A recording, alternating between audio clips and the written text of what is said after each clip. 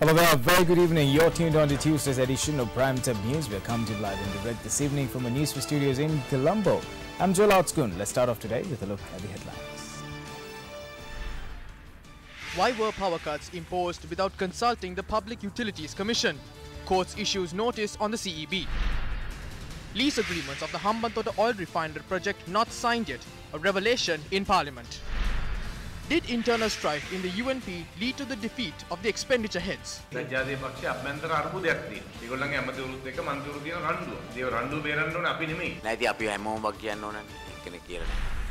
Minimum fine for 7 traffic offences increased. Maximum fine of 30,000 rupees for driving without a licence. State Minister Dilip Vedarachi issues a warning.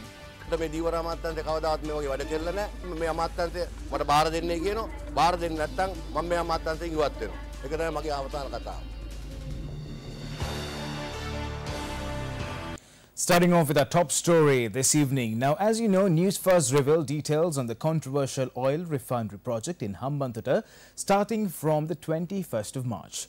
The disputed project was under the microscope during the debate on the expenditure head of the Ministry of Development Strategies and International Trade. Minister Malik Samar Vikrama was grilled by Chairman of COPE parliamentarian Sunil Handuneti today over the proposed project.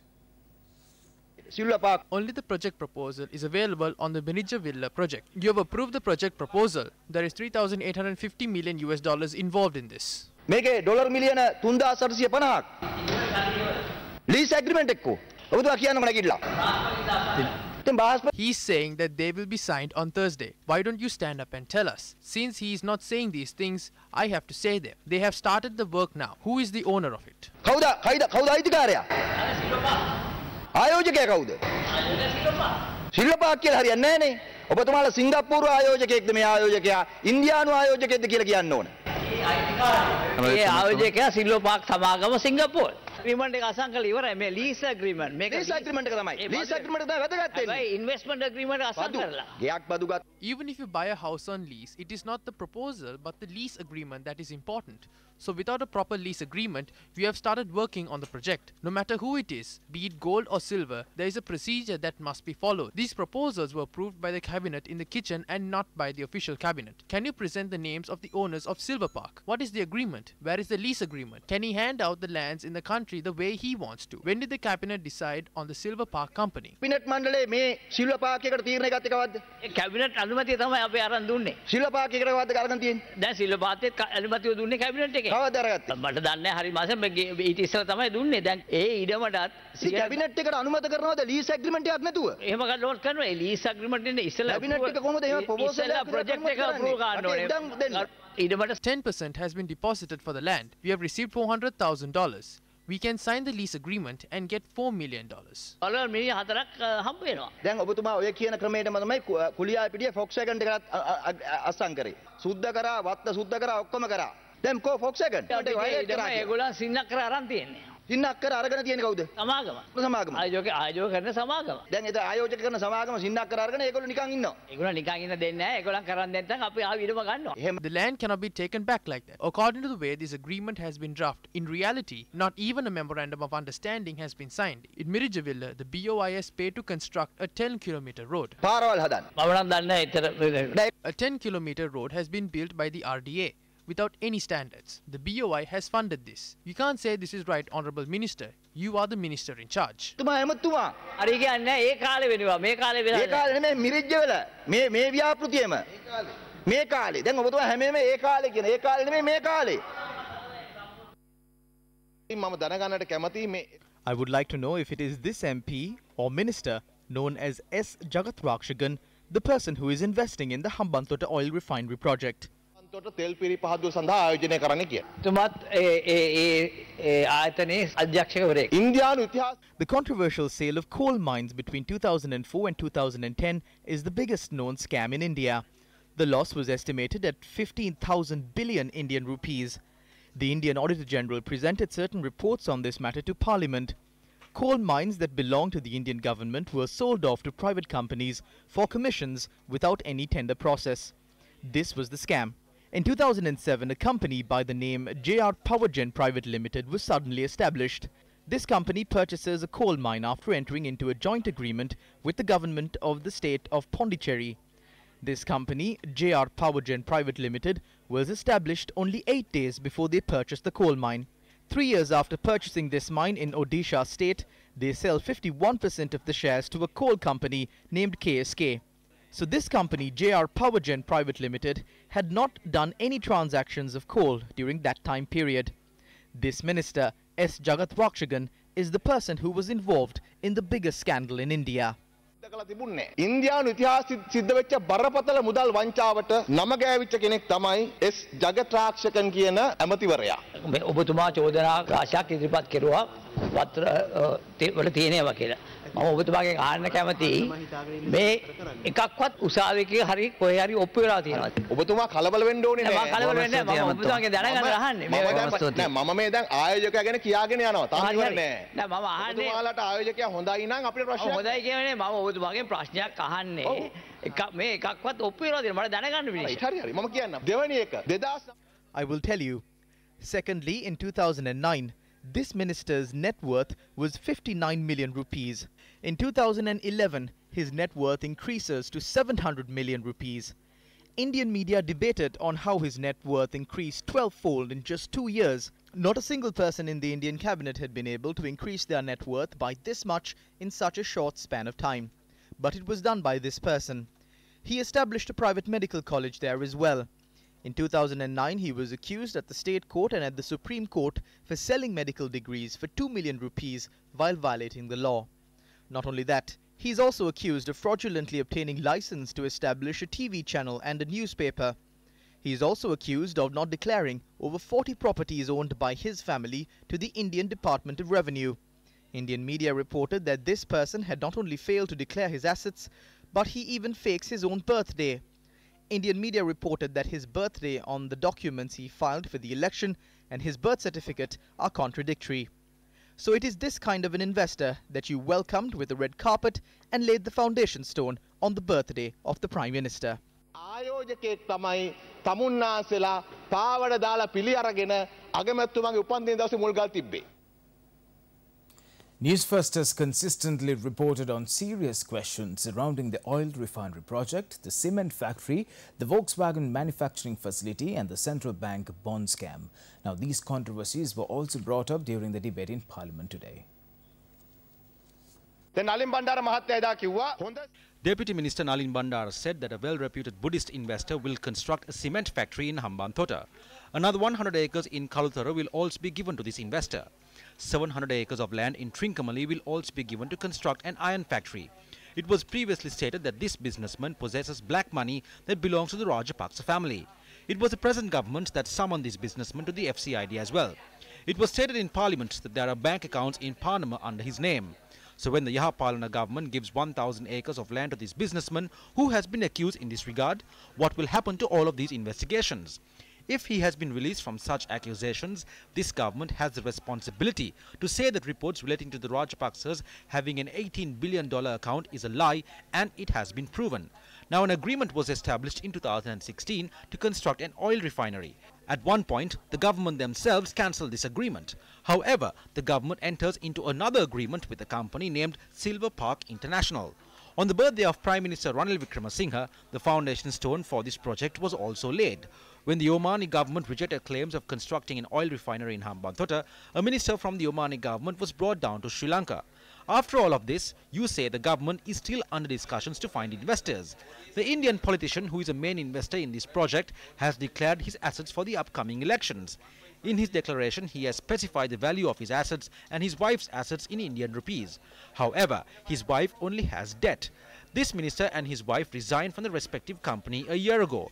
The government has given 500 acres of land from the Hambantota district to an Indian company with no proper owner. For the first time in history, a government is going around the world shopping for investors. I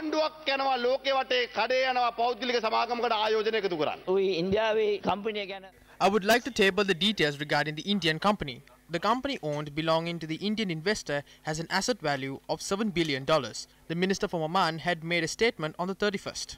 The Omani government is planning to invest in an oil refinery in Sri Lanka, the oil minister Mohammed Al-Rumi said on Saturday, according to the Oman news agency.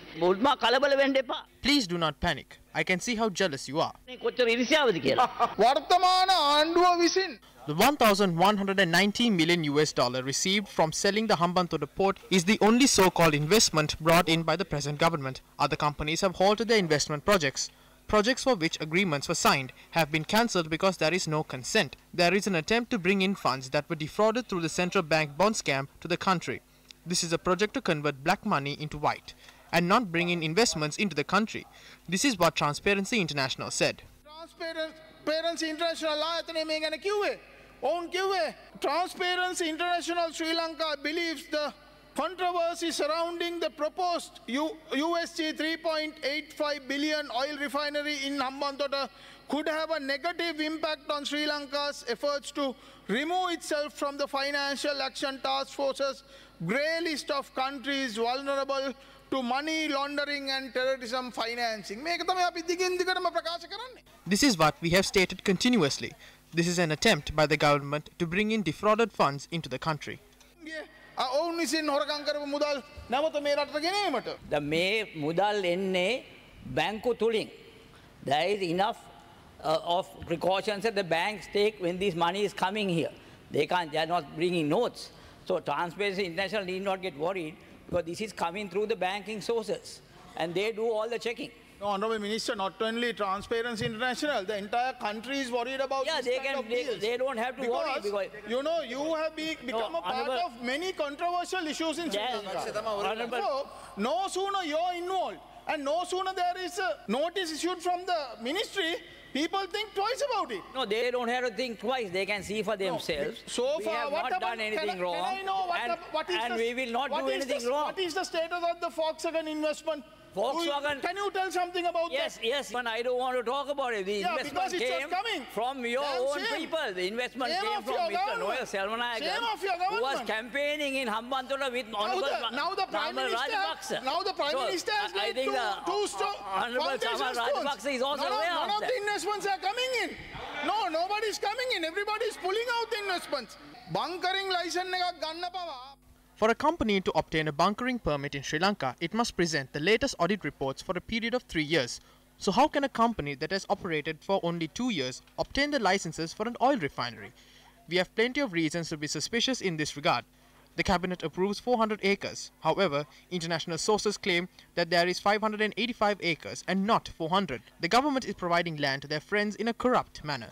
මේ සිදුවෙන්නේ අපේ රටේ ඉඩම් ක්‍රමානුකූලව මේ ආණ්ඩුවට හිතවත් සහ වංචනික ආකාරයට ඔවුන්ගේ හිතවත් කණ්ඩායම් වලට පැවරීම. ඔබතුමාගේ අඹයාළුවෙක් වෙච්ච මේ අද A newspaper had revealed that your good friend and his father-in-law were given 450 acres of land that belonged to a state tea estate at 18 rupees per acre and a monthly rental of 800 rupees. This rental is to be paid until 2045. Minister, this is a national crime. It is a very serious allegation. Arjun Aloysius is not a friend of mine and I have nothing to do with his business. But he is a friend of Honorable Namal Rajapaksa who was at his wedding as well. I have nothing to do with the Aloysius. In which capacity did you attend the breakfast meeting at the central bank with regards to the bond scam? You attended. You were not a member of parliament at that time.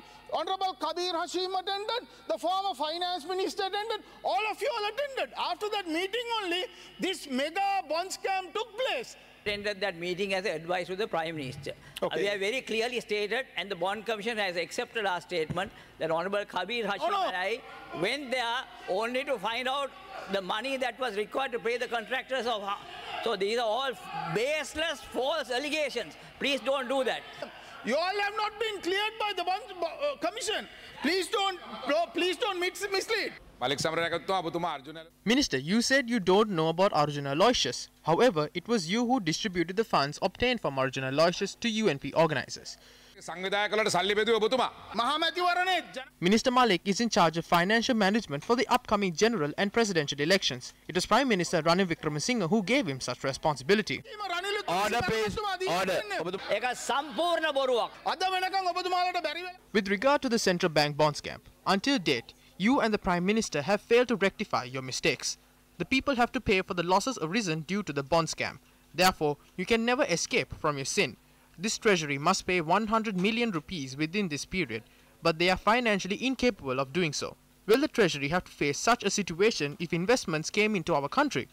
If investments inflow have increased, there should be an increase in money circulation as well.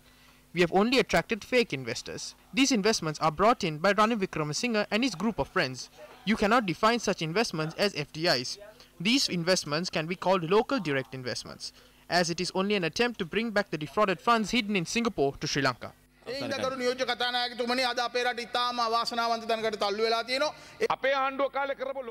The largest investment during our government was the port city. The value of this investment was $1.4 billion. After the present government came into power, the project for which the foundation stone was laid by the Chinese president was rejected. Then the government negotiated with China, and an additional 33 hectares of land was given. You are all aware that a commission of $100 million was transferred to a Hong Kong bank account that belongs to an individual in your government. Once the commission was received, approval was given to proceed with the Port City project. Minister, investors will not come to Sri Lanka. Investors are afraid to invest money in our country.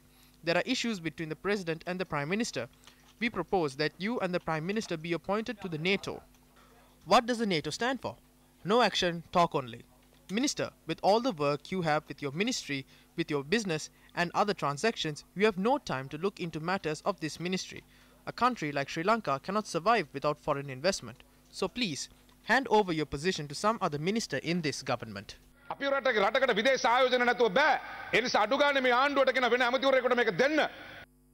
Still in news, we're at home. Now, the expenditure heads of several portfolios coming under the purview of ministers Vajra Bewardena and Partli Champika Ranaweka were defeated in Parliament last week. What prompted these events?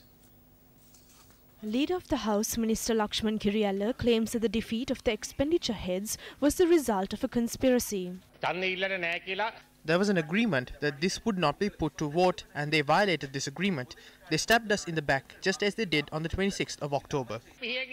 In a statement to the island newspaper, opposition leader Mahinda Rajapaksa said the defeat of the expenditure heads underscores the failures of the government in carrying out its duties. Rajapaksa had noted that adopting the budget is the responsibility of the government, while defeating it is the duty of the opposition. He added that this instance highlighted the displeasure of ruling party MPs towards ministers Vajra Bewardena and Partli Champika Ranaweka.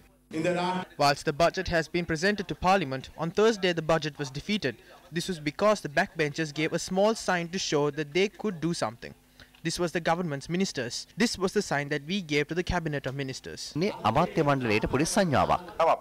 is no need to blame this on us. If you had convened your MPs and taken the vote, there wouldn't be a problem. This clearly shows that there is frustration among your MPs too.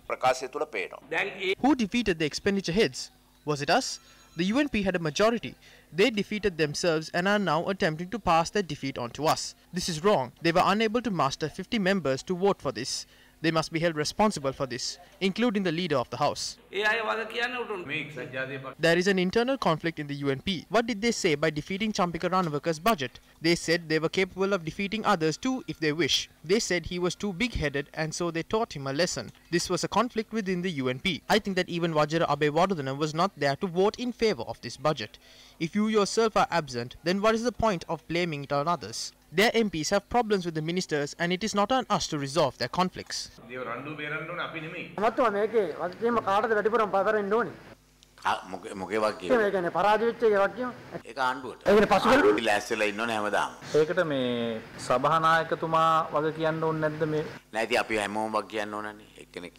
Was the defeat of the expenditure heads a conspiracy as portrayed by Minister Lakshman Kiriyalla? Was it a message from backbench MPs to the government? Or was it a warning to the leadership from seniors in the ruling party? For the attention of the public. As mentioned on the headlines, now State Minister of Fisheries Dilip Vedarachchi issued a warning at an event held in Chilau today. A cabinet minister has been approved, Minister Harrison. We have to work under his secretary now. I don't have the freedom to work at the ministry now. I have requested the Prime Minister to grant me a non-cabinet ministerial position, including the 5 institutions under the Ministry of Fisheries. Everything is being done for money. There had not been such incidences in the ministry back then. Such things are happening now. I asked them to put me in charge of the ministry. If not, I will resign from the ministry. That is my final word. Now, it's been 16 days since intermittent power cuts and power outages became a daily occurrence. The majority of people who are dependent on small and medium-scale enterprises have been severely affected by the power crisis. They cut the power at 8:30 a.m. It's 11:30 now, but we have not received power as of yet. Our work has accumulated. We have no income. They cut power for about 3.5 hours. This is very unfair. Everyone from the area gathers here. I have no other option than to close this place. Our work has accumulated. We have bank loans that must be settled. Everything is halted. The crowds have to wait in line. They are scolding us. We have to use traditional pounders to grind paddy now. It's 4:22 p.m. and we have not received power as of yet. They must stick to what they say. If it is 3 hours, power should be cut for 3 hours.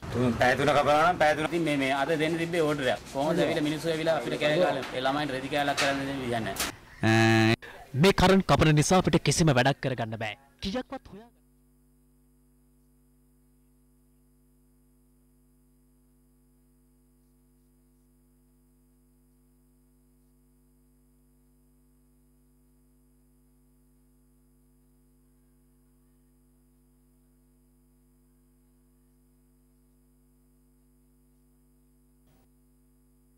of April over legal action filed by the Public Utilities Commission of Sri Lanka, claiming that since the 28th of May 2017, the CEB had not submitted the relevant documents to the PUCSL on the planned power cuts. As per estimates, every unit of power that is not supplied generates an economic loss of 120 rupees. The PUCSL had informed the CEB to submit the relevant information, but we did not receive any response, and therefore the PUCSL decided to take legal action on this matter. We have filed a case in this regard. Meanwhile, the Court of Appeal issued a writ of certiorari today annulling the circular issued by the Ceylon Electricity Board in 2014, increasing the salaries of engineers attached to the CEB. The Court of Appeal held that the circular issued by the CEB on the 27th of November 2014 was illegal. Court of Appeal Judge Justice Mahinda Samaravatne also ordered the CEB to pay the petitioners court charges of 200,000 rupees. The order was issued after considering a petition filed by the CEB General Employees Union, also known as the Lanka Viduli Podu Sevaka Sangamaya.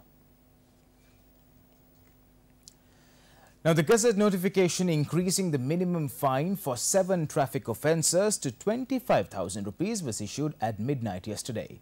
The Ministry of Transport says the Gazette will be presented in Parliament in the near future and enacted into law.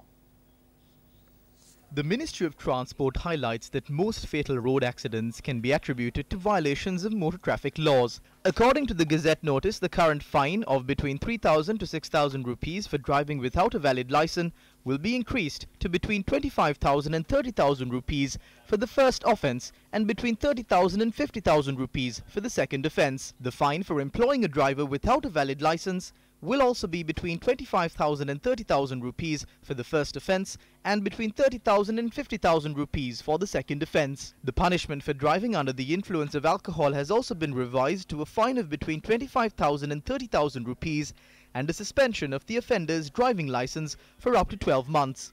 The offender can also be sentenced to imprisonment for up to 3 months. Punishment has also been introduced for persons who transport passengers whilst driving under the influence of alcohol. This includes a fine of between 25,000 and 30,000 rupees, cancellation of the driver's license and a prison sentence of up to 6 months. If a fatal road accident is caused while driving under the influence, a fine of between 100,000 rupees and 150,000 rupees can be imposed and the offender's driver's license will be cancelled. The offender can also be sentenced to prison for between 2 to 10 years. The fine for causing a road accident resulting in grievous bodily harm will be between 50,000 and 100,000 rupees and between 30,000 and 50,000 rupees in the case of minor injuries.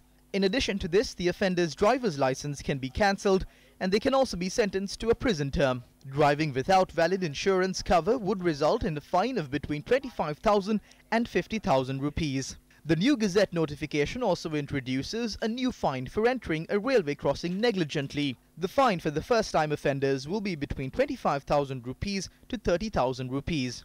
Fines for excessive speeds, overtaking from the left and other traffic offences have also been revised. UPFA parliamentarian Dayasiri Jayasekara responded to the statement made by parliamentarian Jayampati Wickramaratne about the 19th Amendment to the Constitution in Parliament yesterday. This states that the main legal advisor to the government is the Attorney General. Then it says that when filing a case against the President, the case should be filed under the name of the Attorney General. But that doesn't mean that the Attorney General should always safeguard the President in courts. The Attorney General is expected to express his independent view. I think, if needed, we will have to change these particular articles in the Constitution. During the 52-day political situation, the Speaker inquired from the Attorney General about a certain matter. The answer he received was, if we take this before courts, we will have to appear on behalf of the President, so we can't advise you on that. This raises an issue about the Attorney General's department. So I think we should focus on changing the relevant positions in the Constitution. This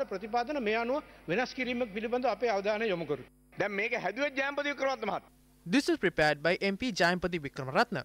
The father of this is also Jayampati Wickramaratne. When you curtail the powers of the President, take what is remaining from him. Who is going to inherit the power? The Constitutional Council. Who are the members of the Constitutional Council? Are the members independent? No, they are doing what the Prime Minister wants. What the Prime Minister is saying is that he doesn't know anything and those who are involved in the council are independent. But they meet at night and hold secret discussions on who is going to be the Chief Justice, who is going to be the Attorney General, who is going to be the IGP and who is going to reject who. They discuss on these things. At a time, we do not trust the Constitutional Council. Jayampati Wickramaratne says the President's power will be removed. It is better if you convene the Constitutional Council at the Sirikota headquarters and hold your discussions there. Farmers cultivating fields irrigated by the Sinanayaka Samudra in Ampara are facing severe hardships due to the inability to cultivate the planned land area for the Yala season. Now, the farmers raised these issues with the authorities at the special harvest meeting held in the Ampara District Secretariat today. Farmers had prepared all fields irrigated by the Sinanayaka Samudra for cultivation, following a decision that was made at the previous harvest meeting that the entire land area would be cultivated.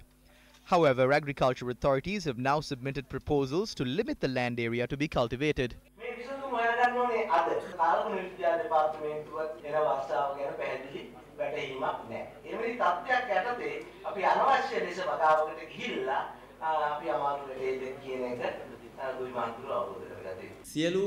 If everyone wants to cultivate all their fields, this challenge would be exacerbated. We must think of the common good and make sacrifices. The water level of the reservoir is low. What do we do? We asked this question previously too. If there isn't enough water and only some of the fields can be cultivated, what happens to the other farmers? The farmer is taking to the streets because there have been no answers. District Secretary, you should not be asking us this question. You should be asking the Minister and everyone below him. If there is no water, what do we do about the other farmers? We were able to cultivate after 3 seasons, but we couldn't sell the harvest at a fair price. How do we live? All the farmers prepared themselves. If some of them are to be left out, what will be done for them? They need this compensation or aid. The best option is to cultivate if it is possible.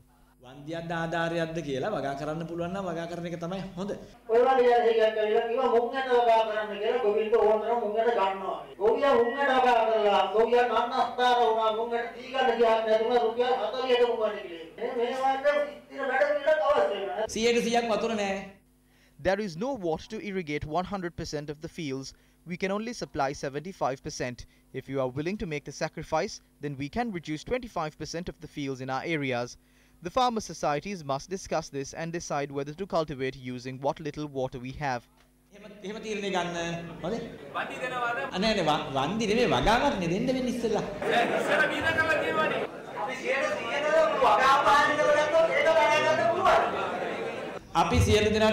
All of us are working towards releasing water according to the timetable, and we are aware that we will have to take the risk at the time.